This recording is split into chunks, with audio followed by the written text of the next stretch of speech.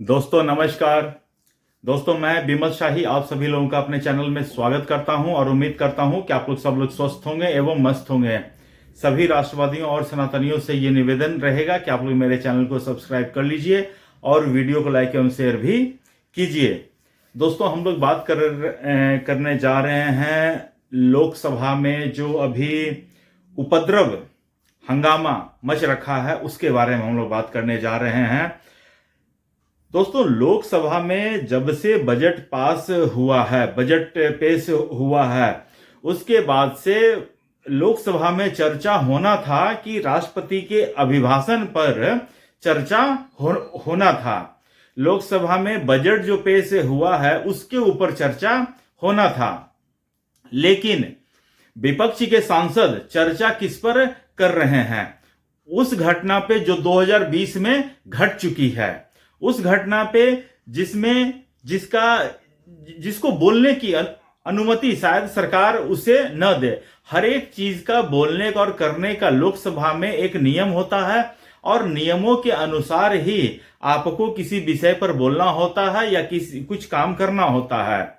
चूंकि ये जो वक्त है, बजट सत्र है, इस पर राष्ट्रपति के अभिभाषण पर बोलना होता है, बजट पर बोलना होता है, लेकिन विपक्ष के सांसद खासकर लीडर ऑफ ऑपोजिशन ने चुना बिल्कुल उल्टा सब्जेक्ट। तो इसलिए लोकसभा के जो स्पीकर हैं उन्होंने राहुल गांधी को बोलने से रोका और उनसे ये कहा कि आपको बोलने का परमिशन है, लेकिन आप उसी विषय पर बोलेंगे जिस विषय पर बोलने की परमिशन आपको है। लेकिन राहुल गांधी जो इस देश का मालिक अपने आप को समझते हैं, उनको लग गया, उन्होंने इस बात को दिल पे ले लिया और उन्होंने एक अनपब्लिश्ड बुक का कुछ पोर्शन को लोकसभा में रखना चाहा जिसकी परमिशन उसे नहीं मिली। उसके बाद से वो पूरा सदन को, कांग्रेस के अभी सोचिए 90 ही हैं, पूरा अपोजिशन मिलाकर 234 ही हैं, 234 सांसद मिलाकर पूरे सदन को, लोकसभा के सदन को 140 करोड़ के जो जनता है भारत की, उनका जो मंदिर है उसको स्टॉल्ड करके रख दिया, उसको चलने नहीं दिया। यहां तक कि प्रधानमंत्री का कल लोकसभा में अभिभाषण था, उसको भी उन लोगों ने हॉल्ट पे डाल दिया, बोलने नहीं दिया प्राइम मिनिस्टर को। सोचिए, इस देश पे चर्चा होनी थी किस पर? जो मोदी सरकार ने बजट पेश किया था, ये जो बजट था दूरगामी बजट था। बजट से मुझे खासकर तात्कालिक कोई लाभ मिलता हुआ दिख नहीं रहा है, लेकिन अगर आप इसको दूरगामी की दृष्टिकोण से देखोगे तो ये एक विकसित भारत का बजट था। चूंकि कांग्रेस जो है, राहुल गांधी जो है, इस तरह की बजट को बिल्कुल स्वीकार नहीं कर पा रहे हैं। उन्हें लगता है कि अगर इस तरह की बजट पर चर्चा हो जाएगी तो देश के लोगों को, सभी लोगों को पता चल जाएगा कि यह बजट कितना अच्छा है।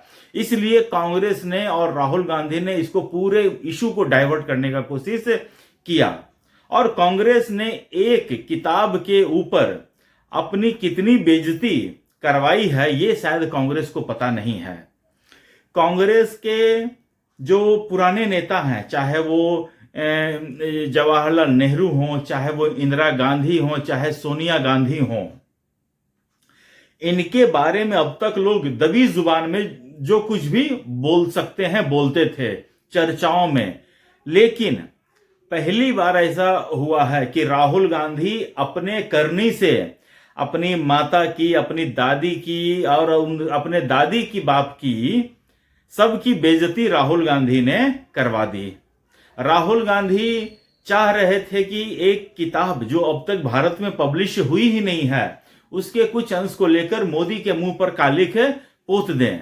लेकिन मोदी सरकार के तेज तर्रार सांसद जो हैं निशिकांत दुबे, वो पूरी की पूरी लाइब्रेरी उठाकर ले आए जिसमें नेहरू के, इंदिरा गांधी के, सोनिया गांधी के कारनामे लिखे हुए हैं।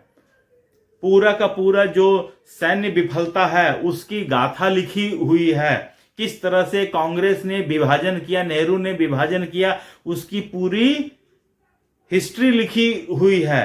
कांग्रेस ने अब तक किस तरह से विदेशों के हाथ में खेले हैं, क्या क्या किया है, कांग्रेस के पूरे काले कारनामे सब किताब में लिखा हुआ है। और निशिकांत दुबे ने लोकसभा के पटल पर सारी किताबों को एक लाइन से लेकर बोलना जो शुरू किया, अंत रुके ही नहीं वो। और कांग्रेस जो है जब उनका पूरा स्पीच खत्म हो जाता है, हालांकि बीच में जो है लोकसभा के स्पीकर उस समय थे, उनको बोलने से रोक रहे थे, टोक रहे थे कि निशिकांत जी आप इस तरह नहीं बोलिए, आपको ये बोलने की परमिशन नहीं है। लेकिन निशिकांत दुबे रुके ही नहीं, वो जो बोलना शुरू करते हैं तो बिल्कुल खत्म करके ही मानते हैं, और यही कल हुआ। उसके बाद कांग्रेस के सांसदों का गुस्सा और सातवें आसमान पर चढ़ जाता है। उन्हें लगा कि जो अब तक बात दबी जुबान में थी, किताब बंद था, निशिकांत दुबे ने तो सारा चैप्टर ही खोल के रख दिया, अब तो कोई इज्जत बची ही नहीं है। कांग्रेस की स्थिति उसके जैसी है कि मतलब कि वो एक लोगों की ऊंची भीड़ पर चढ़कर मोदी के मुंह पर कालिख पोतना चाहते थे एक किताब के दम पर।